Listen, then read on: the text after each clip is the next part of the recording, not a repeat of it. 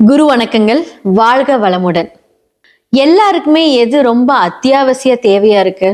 பணம் அப்படிங்கிற ஒரு விஷயம் நமக்கு ரொம்ப தேவையா இருக்கு.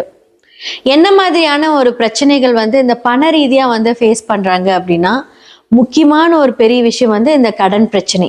அது மட்டும் இல்லாம எப்படி சம்பாதிக்கிறது?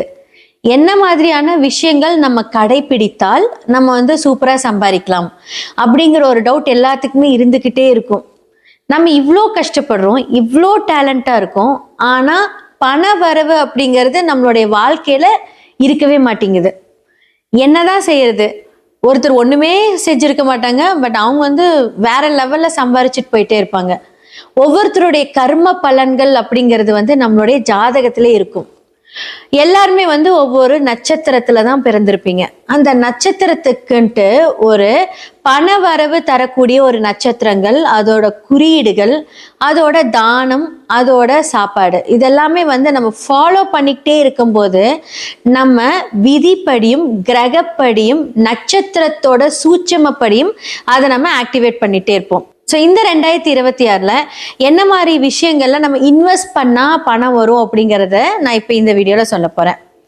நிறைய பேர் ஷேர் மார்க்கெட்ல இன்வெஸ்ட் பண்ணுவீங்க. இந்த வருஷம் ஷேர் மார்க்கெட்டோட growth ரொம்ப ஹையாக போகுது. யாருமே எதிர்பார்க்காத அளவுக்கு ஷேர் மார்க்கெட்டோட வேல்யூ ரொம்ப ஹையா இருக்க போகுது. ஓகே, நம்ம ஜுவல்லில் இன்வெஸ்ட் பண்ண எப்படி இருக்குன்னு கேட்டா, இந்த 2026 கண்டிப்பா ஒரு கிராமோட விலை 20,000 தொடும். ஏன்னா குரு அப்படிங்கிறவர் பெரும் பணம். அவர் கடகத்துல இப்ப வர போறாரு. பூச நட்சத்திரத்துல அவர் உச்சமாக கூடிய ஒரு இடம். ஸோ இந்த இடத்துல குரு உச்சமாகும் போது கண்டிப்பா குரு அப்படிங்கிறது தங்க நகைகளை குறிக்கும். குரு அப்படிங்கிறது பெரும் பணத்தை குறிக்கும். பொதுவா எல்லாருமே ஒரு நட்சத்திரத்துல பிறந்திருப்பீங்க. அந்த நட்சத்திரத்திற்கு பண வரவை தரக்கூடிய ஒரு நட்சத்திரம் இந்த ஒவ்வொரு வீடியோஸ்லயும் நான் சொல்ல போறேன். இது எல்லாருமே ஃபாலோ பண்ணுங்க.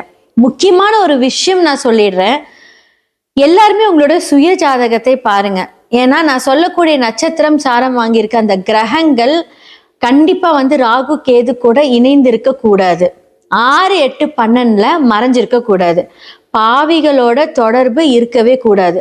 முக்கியமா முடக்கு, திதிசூனியம் போன்ற ஒரு ப்ராப்ளம்ல அந்த கிரகங்கள் சிக்கக்கூடாது. நான் சொல்லக்கூடிய ஒரு தகவல்களை நீங்க எடுத்துக்கிட்டு உங்களோட சுய ஜாதகத்தை கீழே இருக்கிற நம்பருக்கு கான்டாக்ட் பண்ணி உங்களோட சுய ஜாதகத்தை பாருங்க.